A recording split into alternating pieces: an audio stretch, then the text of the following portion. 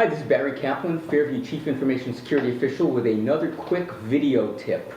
Today we're going to talk a little bit about online self-defense. And I want to talk about something in particular. It's something that we've all got experience with. It's something that we love to hate, but we can't live without them. It's passwords. They are everywhere. The end of passwords has been predicted many times in the past, and yet we're still dealing with them all the time. And it's something that we'll have to deal with for many years to come. So let's jump into a few tips. First of all, for home, when it comes to passwords, size matters. Choose long passwords. It's the best thing that you can do to help prevent your passwords from being cracked, even when a site's passwords are stolen. Number two, don't reuse passwords. Too many people do that. Each site gets its own password. I know that makes it hard, but tip number three is use a password vault. A password vault is a specialized program where you can save all your passwords. Now you need to choose a really, really good password that you're not going to forget for that password vault, but that's going to protect all of your passwords. Tip number four, and we've talked about this one in the past, only enter your passwords on a secure site. That means where you see HTTPS in the header, and you'll see the little lock on the web screen. Tip number five, be careful with secret questions. Have you ever seen sometimes when you sign up for a site, the first thing that they'll do is after you put in your new password, they'll ask you to create a couple of questions and put some answers. Two quick tips here. Number one, don't put something that somebody could just look up. We call that a Facebook attack. So if you put your high school mascot, or maybe what kind of car you're driving, but there's a photograph of that car or information about your high school on your Facebook page, then maybe I don't have to know you. I can just look at your Facebook page and get the information that I need to break into your site.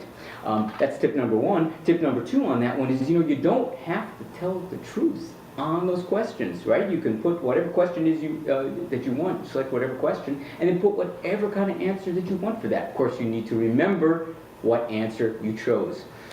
Tip number six, be careful with linking accounts. So have you ever gone out to a website and it says sign in with your Facebook account, sign in with your Twitter account? Please don't do that. Then what happens is, if for some reason, if your Facebook account gets compromised, whoever breaks into that account will now have access to every other account that's linked with that. Goes back to that rule we had before about reusing passwords. It's really the same thing here. Each site gets its own password.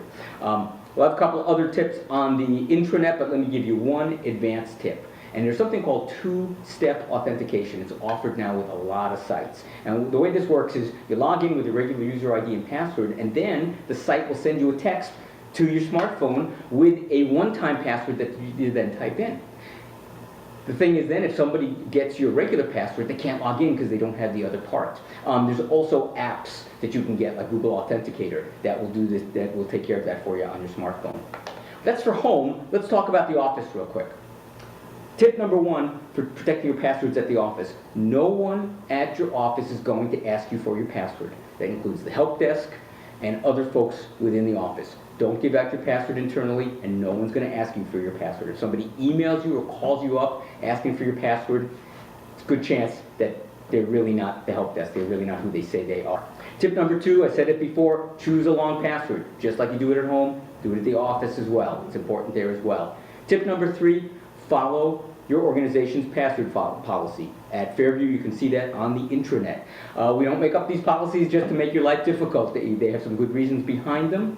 There's a lot of laws that we have to follow, and we have to make sure that we're in compliance. So follow the policy. You can find the policies on the intranet. And then finally, fourth tip for passwords at the office. Don't use a work policy, don't use a work password on a non-work system. So work passwords are for work, personal passwords are for your personal life. That's it for today. You can find more tips out on the intranet, and we'll see you next time.